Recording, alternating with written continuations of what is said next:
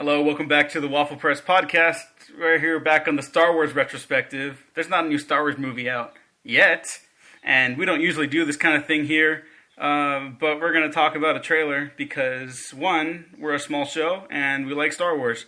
That's also, two, I don't care to deal with the numbers. My brain's kind of melting.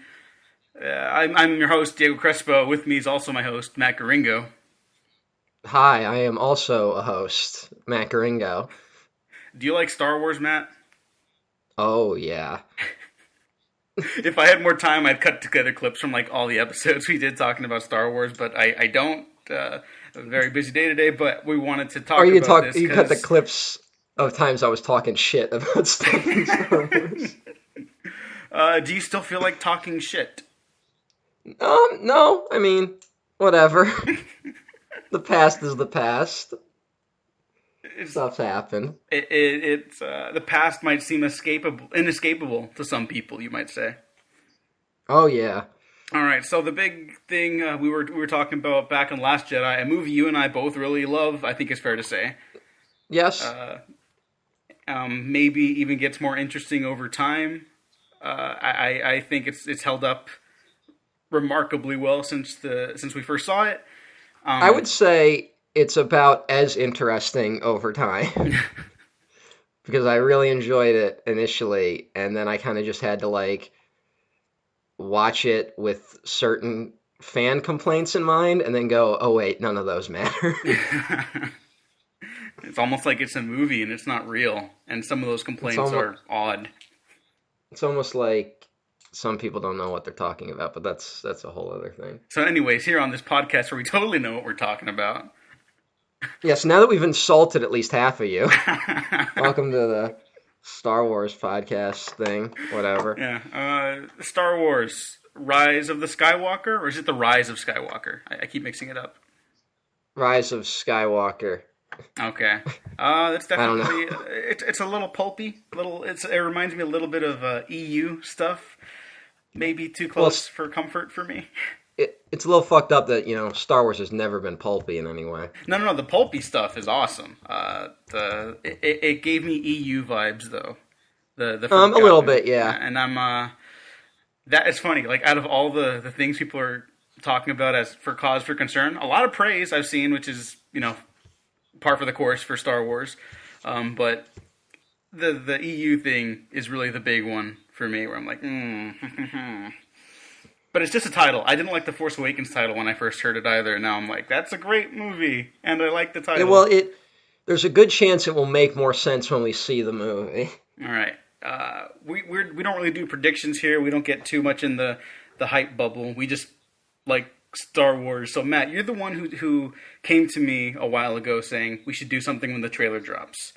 So I'm gonna hand it back to you right now. Watching the trailer and having just watched the trailer once and not getting too in depth with it, what are your quick thoughts? Without getting too into it, it's a trailer. Aww. I wasn't blown away by any of it. I'm not disappointed in anything in it. It's just it confirms that a movie is coming out. That I already knew was coming out. It very much positions that this will be the climax of this trilogy. That's pretty much underlined, and that climax will be centered around Kylo and Rey finally confronting each other. And other than that, it didn't really show anything, which might sound weird, considering the reveals in the trailer, specifically towards the last 10 seconds. Yeah. But I don't believe there is anything in the trailer that tells us anything. Yeah. Other than it will be the third in this trilogy. Yeah, and honestly, I'm kind of cool with that, but it's also I saw most of the panel beforehand through the live stream for Star Wars Celebration because I'm a shill, I guess. I don't know. I like Star Wars. And it was just kind of awkward. And I get it because they can't reveal anything, but I also am upset because that's kind of like J.J. Abrams' thing. And it's not just relegated to him. We're kind of seeing it with the Avengers movies too, where it's like, well, we're here to promote this movie, but we can't talk about the movie at all. So it's like, so why? And Yeah, it's you had brought up, we were messaging back and forth on Twitter too. You were saying like it's almost like it's kind of a joke, and it's like, yeah. yeah, it is. But once they brought the young cast out for the new trilogy, I was like, yeah, but these guys are so lively. Like they kind of make you forget. You know, it's No, really they're cool. fun to get in with them. They all are very competent actors and very talented and have a lot of chemistry. That is not in dispute. Yeah. Most of what we saw today is not in dispute. What I guess I can get into what I'm annoyed with, All right, let's do it. which is, I guess, what I will call the philosophy of this trailer, which is that it is entirely designed to get more fan speculation going. And that's not to be unexpected for Star Wars. I mean, of course, that's where we're at. But what is posited to be speculated around, I guess I should say, is entirely functional plot beats that could or could not happen. Whereas now that we are in the third story of a new trilogy, which will be the final story, of these characters for now, I guess. Who knows what's going to be happening 10 years from now. The discussion should be more internal than external. We should be talking about where these characters are thematically. And that's something you can talk about without spoiling anything. Yeah. And could have generated a lot of conversation. And instead, we're now bombarded with, oh, what does all of these things mean? At a time when we shouldn't be doing that anymore. It's a bad move, because especially following up a movie that, to put it politely, was very divisive, and one where we kind of needed to get to the end and go like, no, what happened in that movie happened. Because now, not only is that film in dispute, but all of them are in dispute because of what is in this trailer. Because now the story is bigger than these characters, where this is at a time when it should get more intimate, I believe. Especially since I consider The Last Jedi to be kind of a statement against the idea that these stories have to be as big as humanly possible. Whereas what's really interesting and what really drives these stories and what really makes them last is that they come down to these specific characters. And that all of them are all just a small part in a larger story. Which is also, like, indicative of the concept of the Force itself. Mm-hmm. And this trailer it went in. I'm not angry at anything in the trailer. Honestly, from what it seems like, they're going in a Return of the Jedi, let's make a satisfying conclusion ending. Which is fine. But in a, I guess, philosophical marketing, money-generating way, I am angry. Not angry, I'm not angry. I just don't like the ideas behind this trailer. Okay. And they're so transparent, too. Yes, and if I may now talk a little bit about how the trailer, the middle portions of the trailer, where you're starting to see the Millennium Falcon stuff again. That's where I was like, I don't know about this. But the opening shot of Rey, the lightsaber shot, because everything you said, I actually agree with, and I still get sucked in, and that's probably on me.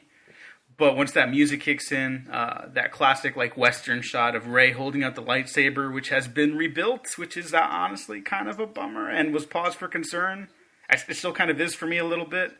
And then we don't know what that means. No, we don't. But again, it does make me pause. Again, there is so much in it that I could be like, oh, that's got me to pause a little bit. I think Lando showing up in the same clothes is a little weird. Yeah. That it looks like Lando will now be along for the ride is a little odd.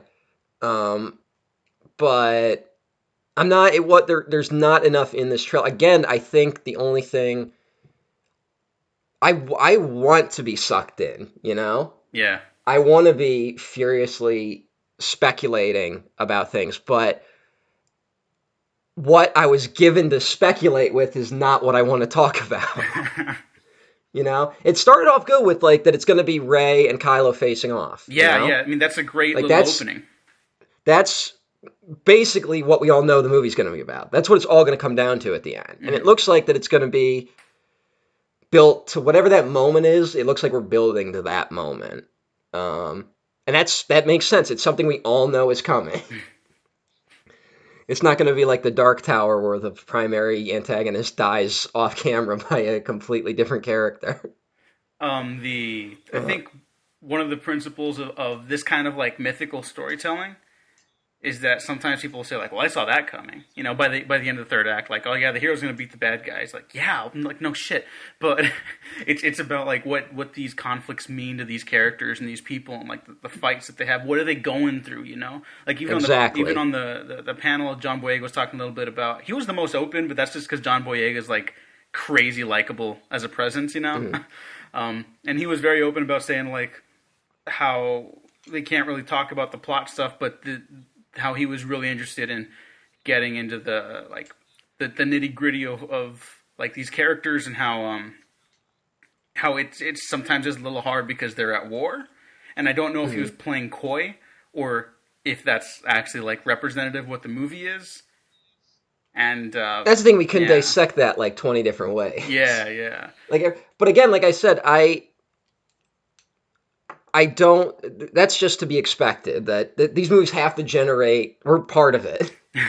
They have to generate a discussion because they got to get people hyped. They got to get people talking. But what they gave us more pieces than we need. Like I don't. I think they gave us the wrong ones. That might be it. Like I said, it's entirely. Everything we're given is entirely like functional. They're all. What we're getting is reveals, and that's not what... At this stage in the game, the movie shouldn't be about reveals. Yeah. We should know who the principal cast is. Like, there should be new characters, and we can go, oh, what is their deal? But we should understand that there's no... Like, aha, it was me the whole time. Which is kind of what it looks like it might... But again, even that could mean anything. That little thing at the end could mean anything. Yeah. Of course, I guess, why am I playing coy? The Emperor's laugh could mean anything. It doesn't mean he's going to be a physical presence again. Although I think he gets some interesting imagery out of that. But again, not married to any potential ideas or speculation. But Could he be a physical threat? Could he be a spiritual threat? Could he be a thematic threat? Yeah, those are interesting possibilities, and I think each one of them has their like own pros and cons. Maybe some more pros than others, but like again, it's just it's really up in the air at this point, and maybe like you said, it's kind of making us ask the wrong questions even. And like I said, I think wrong time to do it. Like last film was the last time we should have added anything new.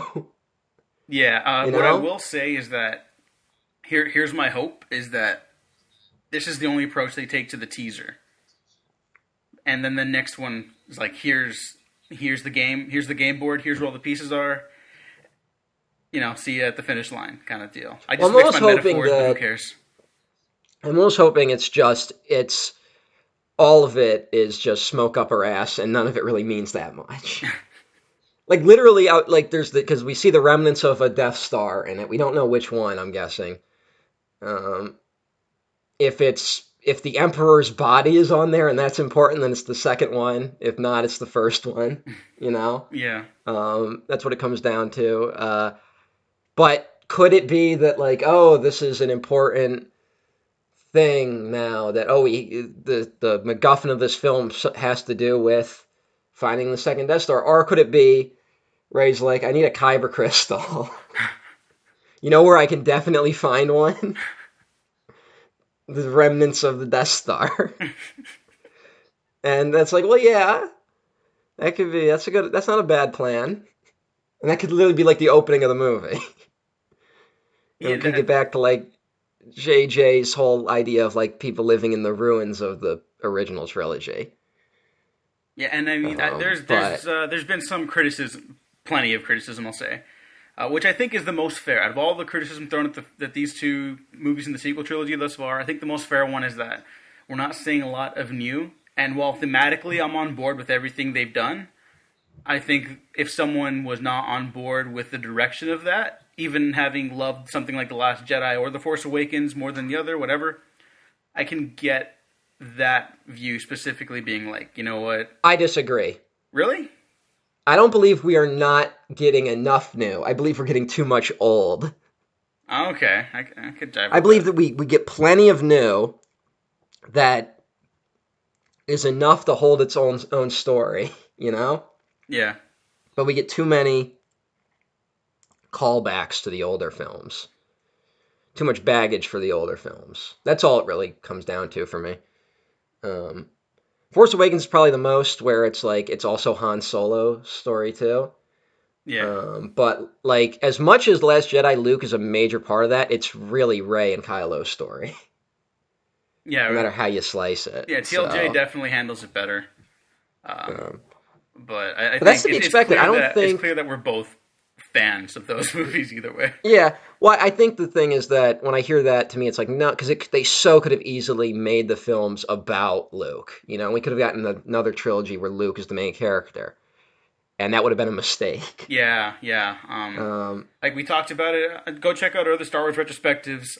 But the problem with the original EU, one of the many, was that there was no next like handing of the baton. Not that you have to do something that specific, but you never shift away from the pre-established narrative in any meaningful way. It's not even recycling. It's just revisiting characters who maybe don't have a purpose in certain stories anymore, just because they're fan favorites, you know? And characters, and now the characters that don't really change, they're always kind of the same.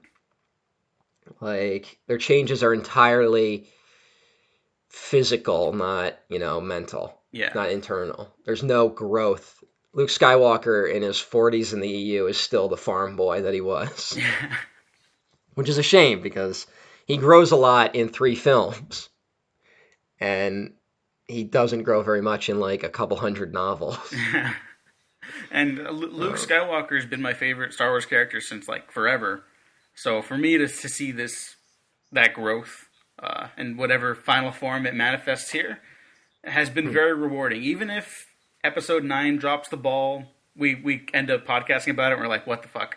I'm very happy to say that I've enjoyed the journey we've been on a lot with these characters, and I hope that it still focuses on the characters. I agree. I think that we will get a satisfying film, but not a daring one, which is to be expected.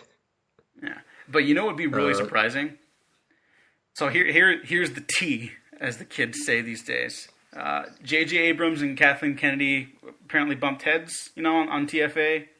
And that's, you're making the next fucking Star Wars. It's not going to be easy. That's understandable. Mm-hmm. And when they went back to JJ and be like, hey, help your brother out, he was like, all right, we got to do this my way, though. All right, sure, we got 2 years to pump this shit out. This is my speculation at this point. That JJ understands the criticisms of his previous work, that he knows people expect certain things of him to repeat certain beats and moments, etc. I really hope that he ends up walking away having made a film that maybe not as daring as The Last Jedi, but something that kind of surprises people and be like, oh, I didn't know JJ had that in him, I mean, because like he's clearly not a big Star Wars prequels guy. He kind of has to be if you're going to make Star Wars. But before that, it was kind of clear that he wasn't a fan. I think the sign that even the Palpatine laugh and Ian McDiarmid showing up on stage at Celebration, I think is a fun way to kind of look at how he's going to approach that stuff, and hopefully brings it all to. Was Ian McDiarmid actually there? Ian McDiarmid was there. After they showed the trailer, the lights came back on. He was there with a microphone. The only person on stage, and then in his Emperor Palpatine voice said, "Roll it again," and then everyone, fucking brings the house down and shit. Okay, that's concerning. Really? Okay.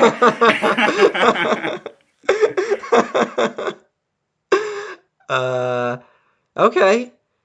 Well, I guess we're getting Ghost Palpatine. At least I hope. I think you could do something interesting with that because now I don't need. Luke and I Palpatine hope. being Force ghosts, you know. Yeah, well, I mean, I've always wanted evil Force Ghost. That's been something I've wanted to see in the movies. It's been an EU thing, but I think it could be interesting in the movies. So the idea that like his spirit could be haunting a down Death Star is kind of cool. But if it's more than that, I will. If he's like, it is I, the ghost of Palpatine, and my failed clone, Supreme Commander Snoke, has failed, and now I will take control. And I've been pulling the strings all along. And Rey, you're actually the reincarnation of Dexter Jetster, and who was secretly, that's how he knew where the clone planet was, because he's been working for me the whole time. Yeah, that might be a And, little much. like, that'd be disappointing. Yeah, But again, I think that when I look back, because The Force Awakens had a lot of the, like, remember just all the speculation that was going on with Force Awakens? yeah. Where it was like, Hux is clearly an undercover Skywalker, and uh, that Darth Plagueis' staff, and all this nonsense. And then it came out, and there was like, the only things that were in it were stuff that was more obvious. Where it was like, okay, so Kylo Ren is their son, Han Solo dies, whatever. Yeah, and the movie wasn't Um, like the story of the characters wasn't predicated on like the big reveals like everyone thought it would be, and thank God yeah, for that. And I have enough faith that Abrams will continue that aspect of his Star Wars. I want to hope. Um, my worry is that they do feel like there's that pressure where they're like, all right, this is the last one. We got to give him something. And they don't. They really don't. Here's They don't have to you know give what? If they anyone. didn't have Chris Terrio writing it, I would be more fearful of that because Chris Terrio very specifically, given his tenure in the DC movies, did not do that. Yeah, you know what? Chris Terrio probably is the one with the smart ideas. He's Argo is not like the best written film ever, but I think it's got a pace to the writing. BVS I do think has interesting ideas, and then everyone just unsubscribed. My 5 followers. That's a too many BVS. We'll get into it. That's a too many cooks thing. Yeah. That's a whole other discussion. I mean, the fact that he brought in Terrio over Kasdan, I think, is also leaves me optimistic and more interested than optimistic. But I guess Yeah, I mean, we're talking about a trailer, so maybe we should wind down a little bit. Yeah. I mean, it's not. I'm not going to be. Again, there's not much we can do with this. Yeah. But like I'm saying, I'm hoping that what we saw in the trailer will be the mystery box will be very simple, and that it's all surface level speculation, and that we aren't going to get a clone Luke or some nonsense that would be dumb and bad. Yeah. I feel like we're going to get Force Ghost Luke battling Ghost Emperor to be like at like a olive branch to the fans who felt like Luke didn't go out on a high enough note. That seems to be which, I mean, if they did it right, I'll be like, okay. if But it's not like full on Force, like blasting, pulling ships out of the sky and dumb shit, I could be kind of into it. Maybe, I don't know. That's something that's never been done, so that's kind of got to wait and see sort of feel. But again, if someone hasn't been into these movies, like for legitimate reasons, not just because there's like women in it, yeah. I could see the tepid response. Listen, Diego. They clearly paid people in the audience to clap. Look, if when you can Kelly afford to go to Marie Celebration, Tran- you're not hurting for money. I don't mean that as a dig at anyone. I'm just saying. They clearly were. That was all executives that started that chanting for Rose and Ryan Johnson. Oh, it's that's all. It's all a conspiracy, Diego. that's the note I want It's to not. end on. The other thing that does give me a modicum of hope. Is that a word, modicum? I feel like it is. Sure. Rose being Kelly Marie Tran being in attendance with the other potential principal cast members, that makes me very happy. It doesn't mean that she's going to be one of the main leads again. It's just that makes me feel like they understand the necessity of the character enough. I hope that reaction maybe will make them go, all right, reshoots. Oh, that'd be great.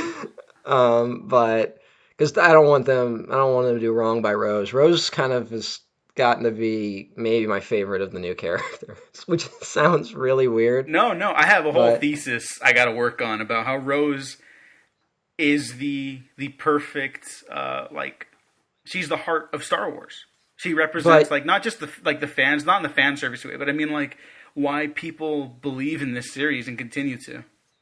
But Diego, she was really excited on her Instagram account about being in Star Wars. That makes her worse than Jar Jar Binks. She's ruining the franchise. No, you know what? Anyone who's in Star Wars in any capacity who's contributed to it, they're better than you. That's just a fact. So fuck off.